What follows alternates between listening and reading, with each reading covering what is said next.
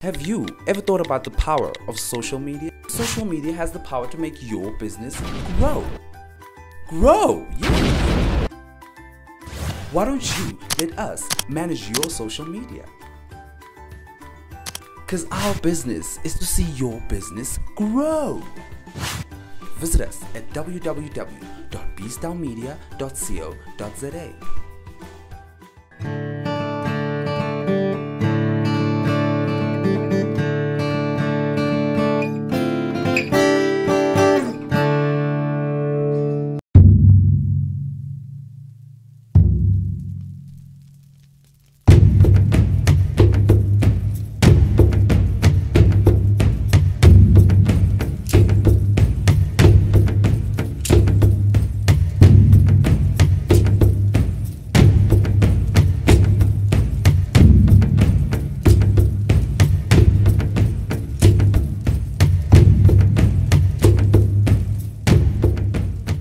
It was a lot of hard work, a lot of dedication, over 12 years that we took from the moment we started by just thinking about it to the point of making it into reality.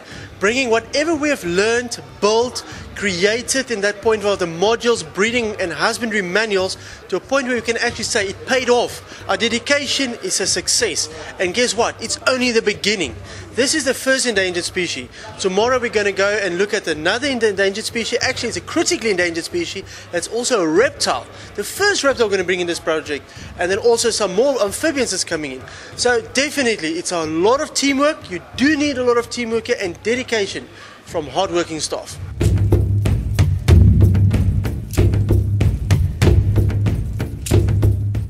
So this frog was only described in the 1980s. It's got such a quiet call. It lives in very thick habitat, thickly vegetated habitat over water.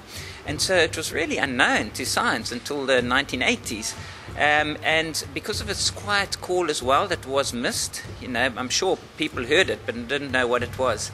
Yeah, it's a fascinating little frog. It only occurs in the coastal area of KwaZulu-Natal, nowhere else in the world, and this is because it's got high humidity, the coastal area does, and also warm temperatures that are fitting for a little frog to live out its life.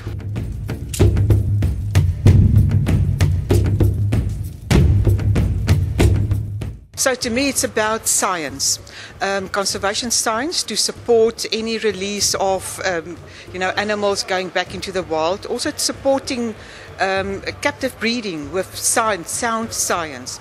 For example, with the release of these Pickersgill reed frogs, if you do not know what you are releasing back into nature, there can be genetic swamping. You can have frogs that's maybe not healthy, environmental or able to withstand environmental disasters. So if you know that the genetic variation is high, then you know that that frog has a chance to survive out there.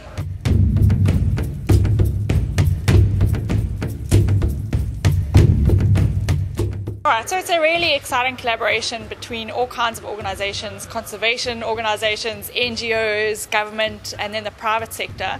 And really that's come about because this frog only occurs in 25 sites. 2 of those are protected, so under the management of Ezemvelo, but the rest are owned by private landowners. They're in traditional authority areas, so there's a whole mixed bag of sites where this frog occurs, and so that's why we have to have the support of all the landowners and the different stakeholders. So we started making those connections in about 2013 when we had the first workshop for the biodiversity management plan. And we've just continued to have the support of those guys.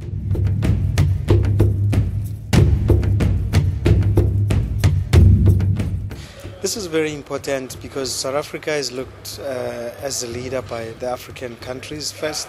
This is the first activity of its kind in Africa, so it puts us in the lead really. And we want to take this to the world at the Convention on Biological Diversity meeting later on this year.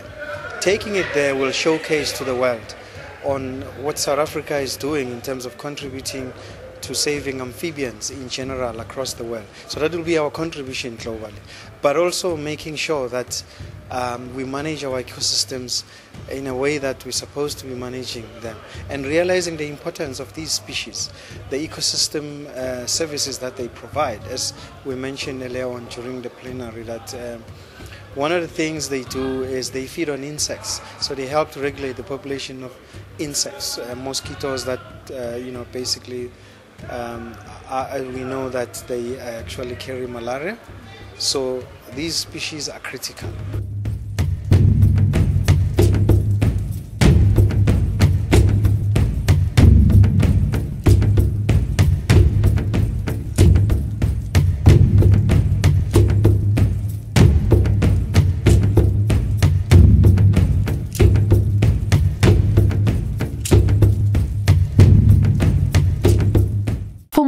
Like these, go to www.social-tv.co.za, subscribe to us on YouTube and follow us on our social mediums.